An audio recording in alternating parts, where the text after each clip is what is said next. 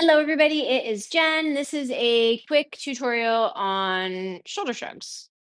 And you're thinking, why do I need a quick tutorial on shoulder shrugs? Well, I will explain why.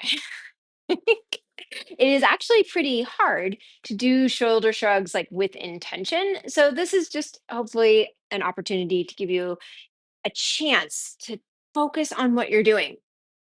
You're going to come into a hanging position. I am fully aware that there are different schools of thought on this.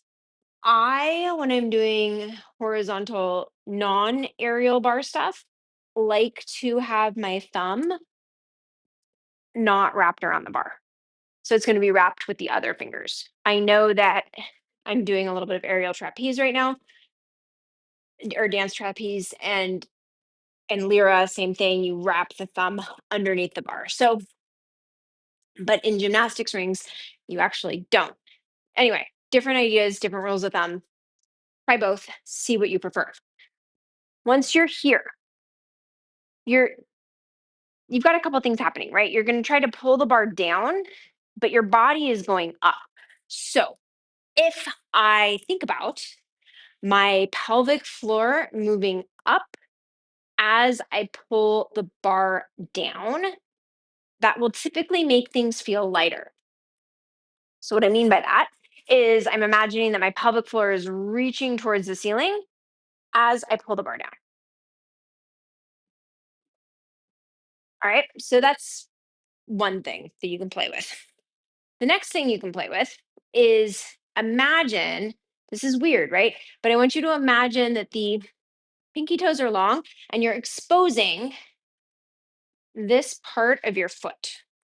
So I always imagine I'm like trying to expose that part of my foot towards the floor. So I'm coming here. I'm going to get active through that area and I'm going to shrug. That's another thing you can play with. The final thing you can play with is as you're doing your shrugs, if you imagine that the pinky side of the hand and the thumb side of the hand, regardless of where the thumb is located, are equally pressing into the bar, like they're rolling into the bar. It's going to make things feel more connected through your arms. So, again, I like to do this way. I'll show both ways. I like to do this way. I'm going to imagine I've got that like both the thumb and the pinky finger are rolling into the bar.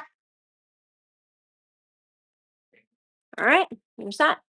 I can also go this way.